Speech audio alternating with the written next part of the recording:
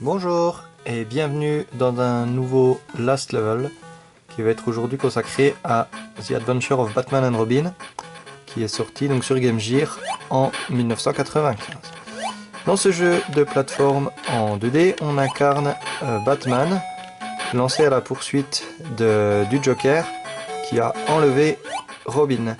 Et au cours des niveaux, on va affronter plusieurs super vilains de l'univers DC Comics, avec notamment dans le premier niveau le Chapelier Fou, dans le deuxième niveau Mr. Freeze, dans le troisième niveau l'Épouvantail, et donc dans le dernier niveau le Joker, qui va être le boss final du jeu. Batman a à sa disposition plusieurs armes que l'on peut retrouver dans un petit inventaire et donc voilà, se déplace dans les mondes pour aller pour aller au secours de Robin. Les graphismes, donc vous pouvez le voir, sont très jolis, sont très sympas. Et finalement, il y a un petit peu que ça de sympa dans ce jeu, parce que pour le reste, je trouve que c'est vraiment assez difficile. C'est difficile parce qu'en fait, Batman réagit pas très bien aux ordres qu'on lui donne. Il y a comme toujours un petit temps de latence, un petit temps de retard. Et donc en fait, ça rend le jeu difficile. Non pas parce qu'il est réellement difficile, mais parce que Batman se contrôle pas très bien. Et ça, en fait, c'est un peu dommage parce que sans ça, ça pourrait être vraiment un jeu vraiment sympa. Mais je sais pas, Batman est pâteau, il est lourd, il est lent. Et voilà. Et puis également, le fait, il est pas très difficile également parce que, comme vous pouvez le voir, on peut un peu courir sans se soucier des pics ou des ennemis, parce que simplement la barre d'énergie est assez grande.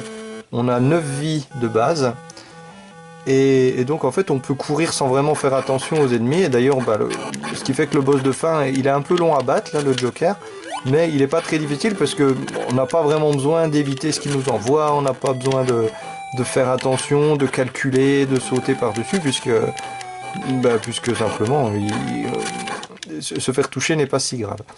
Donc vous voyez que là je suis entré dans l'inventaire pour aller chercher une nouvelle arme, qui est donc des Batbola. J'aurai également à disposition des étoiles de ninja ou des choses comme ça. Et également un autre défaut du jeu, c'est sa bande son, ses bruitages, sa musique, qui pour faire un niveau comme ça va, mais à la longue ça tape vite sur les nerfs. Les bruitages sont pas très bien faits, les musiques sont... À certains niveaux on se demande si la carte son ne se met pas à déconner, parce que la musique est comme ralentie, ça fait très bizarre. Mais bon. Donc voilà, c'est un petit peu ce qu'on peut dire sur The Adventure of Batman and Robin. Et donc là vous voyez que c'est la fin du jeu. Et pareil, la fin un petit peu bâclée, puisqu'on a juste ces deux messages là où Robin remercie Batman. Et puis, alors même qu'on a vu que j'avais fait exploser le Joker, eh bien, il est toujours vivant et reprend sa course. Vous pouvez également voir que le jeu est inspiré du dessin animé des années 90. Et donc, de ce point de vue-là, il est assez bien fait. Donc c'est un jeu qui est pas mauvais vraiment, hein, mais qui aurait pu être tellement mieux avec un meilleur contrôle du personnage, des musiques un peu moins casse-pied. Et voilà. Mais après, c'est avec plaisir qu'on retrouve les méchants de l'univers, qu'on retrouve les différentes armes. Et puis, comme c'est un jeu qui est pas spécialement difficile, il est plus ennuyeux, il est plus long, parce que c'est difficile de se lancer d'un bout à l'autre.